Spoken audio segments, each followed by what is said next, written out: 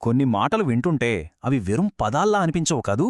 అవి ఏకంగా ఓ సంస్కృతి లోపలికి, దాని ఆత్మలోకే మనని తొంగిచూసేలా చేస్తాయి. వాటి ద్వారా మనం ఓ సమాజపు విలువల్ని, నమ్మకాల్ని, వాళ్ల జ్ఞానాన్ని కూడా చూడొచ్చు. సరే, ఈరోజు మనం మన తెలుగు సామెతల అద్భుతమైన లోకంలోకి ఓ ప్రయాణం చేద్దాం. ఇవి మామూలు మాటలు కాదండోయ్, మన సంస్కృతిని, మన ఆలోచనా విధానాన్ని అర్థం చేసుకోవడానికి ఒక తాళంచెవి లాంటివి. సో ఈ మొత్తం విశ్లేషణకు మనం ఒకే ఒక పదాన్ని వాడదాం, అదే అద్దం. అవును, మన సామెతలు మన సమాజానికి ఎలా ఒక అద్దం పడతాయో, దాని విలువలు, దాని భయాలు, తరతరాల జ్ఞానం అన్నింటినీ ఎలా చూపిస్తాయో ఇప్పుడు చూడబోతున్నాం. మరి ఈ అద్దంలో మనమేం చూడబోతున్నాం? ముందుగా పేరు, ప్రతిష్టల గురించి, దాని బరువు గురించి తెలుసుకుందాం. ఆ తర్వాత నమ్మకం ఎంత పవిత్రమైందో చూద్దాం. మాటల కంటే చేతలకే ఎందుకు విలువిస్తారో చర్చిద్దాం. మనిషి స్వభావం గురించి కొన్ని ఆసక్తికరమైన విషయాలు తెలుసుకుని, చివరగా ఈ అద్దం మొత్తం మీద మనకు ఏం చూపిస్తోందో ఒకసారి చూసేద్దాం. సరే, మన మొదటి అంశం కీర్తి యొక్క బరువు. అంటే మన సమాజంలో మనం ఎలా కనిపిస్తున్నాం, నలుగురు మన గురించి ఏమనుకుంటున్నారు అనేది ఎంత ముఖ్యం. ఈ ప్రతిష్ఠ అనే భారం ఎలాంటిదో చూద్దాం. ఆహా, ఎంత శక్తివంతమైన సామెత చూడండి. ఈత చెట్టు కింద పాలు తాగినా కళ్ళే అంటారు. దీని అర్థంలోకి వెళ్లే ముందు ఆ దృశ్యాన్ని ఒక్కసారి ఊహించుకోండి. ఈత చెట్టు, దాని కింద ఒక వ్యక్తి పాలు తాగుతున్నాడు. కాని అందరూ ఏమనుకుంటున్నారు? ఇక్కడే అసలు విషయం ఉంది. ఒకవైపు ఆ వ్యక్తి చేసే పనేంటి? కేవలం హానిలేని పాలు తాగడం, అంతే. కాని రెండోవైపు జనాల దృష్టిలో ఏం కనిపిస్తోంది? అతను కళ్ళు తాగుతున్నాడు అని. సో నిజానికి జనం అనుకునేదానికి మధ్య ఎంత తేడా ఉందో చూడండి. దీన్ని బట్టి మనకర్థమయ్యేదేంటంటే, మనం చేసే పని ఎంత ముఖ్యమో, దాన్ని ఏ పరిస్థితుల్లో, ఎక్కడ చేస్తున్నాం అనేది కూడా అంతే ముఖ్యం. అంటే చెడ్డపేరు తెచ్చిపెట్టే చోట్లకు, అలాంటి సహవాసాలకు దూరంగా ఉండాలి అని మన సంస్కృతి మనకు నేర్పిస్తోందనమాట. కీర్తి, ప్రతిష్ఠ సరే, కాని వీటన్నిటికన్నా ముఖ్యమైనది మరొకటుంది. అదే నమ్మకం. ముఖ్యంగా మన కుటుంబం, మన సన్నిహితులు, ఇలాంటి దగ్గరి సంబంధాల్లో నమ్మకం ఎంత పవిత్రమైనదో ఇప్పుడు చూద్దాం. ఇంటి దొంగను ఈశ్వరుడైనా పట్టలేడు. అబ్బా, ఎంత నిజం కదా! బయట శత్రువుని మనం కనిపెట్టొచ్చు, జాగ్రత్తపడొచ్చు. కాని మన ఇంట్లోనే, మనవాళ్ల మధ్యలోనే దొంగ ఉంటే వాళ్ల నుండి వచ్చే ద్రోహం ఎంత ప్రమాదకరమో ఈ సామెత సూటిగా చెబుతోంది. ఇందులో ఉన్న హెచ్చరిక మనందరికీ తెలిసిందే. మనకు అత్యంత లోతైన గాయాలు ఎక్కడి నుండి వస్తాయో తెలుసా? మనకు అత్యంత దగ్గరి వాళ్లనుంచే. అందుకే కుటుంబం, స్నేహితులు, ఈ బంధాలలో నమ్మకం అనేది చాలా పవిత్రమైనది.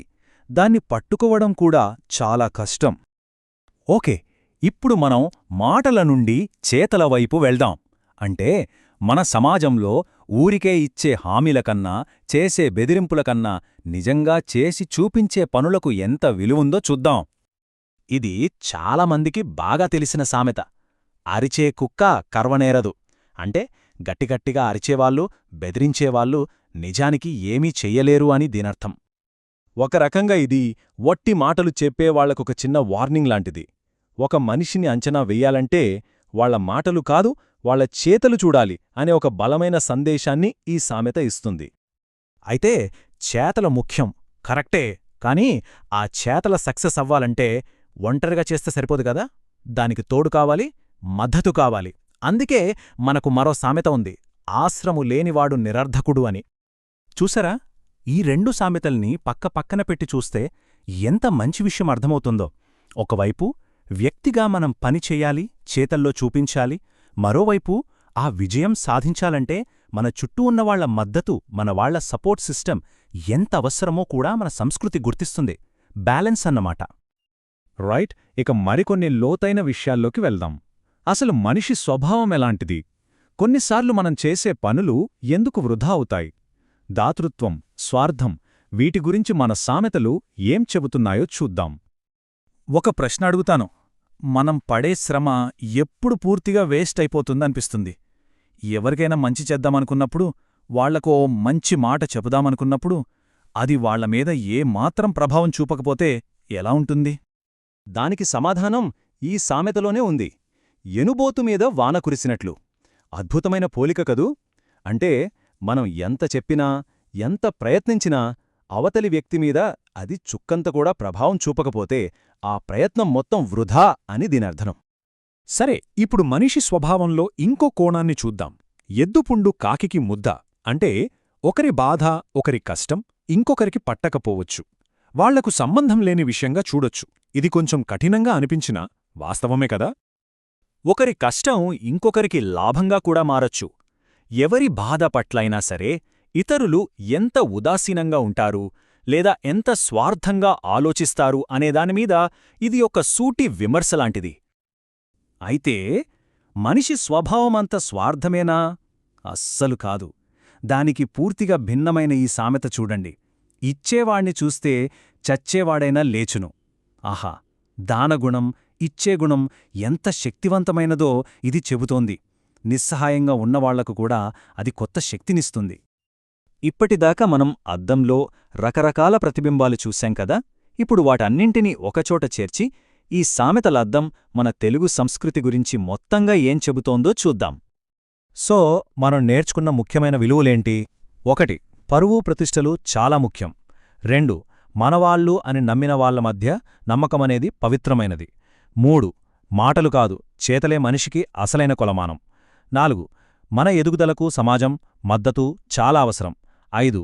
మనిషి స్వభావం చాలా సంక్లిష్టమైనది, దాన్ని తెలివితో అర్థం చేసుకోవాలి. చివరగా ఒక్క ప్రశ్న. ఈ పాత సామెతలు మన సమాజానికి అద్దం పడితే, మరి ఈరోజు మన ఆధునిక ప్రపంచానికి ఒక అద్దం పడితే దానిలో ఎలాంటి ప్రతిబింబం కనిపిస్తుంది? మన విలువలేంటి? మన ప్రాధాన్యతలేంటి? ఒక్కసారి ఆలోచించండి.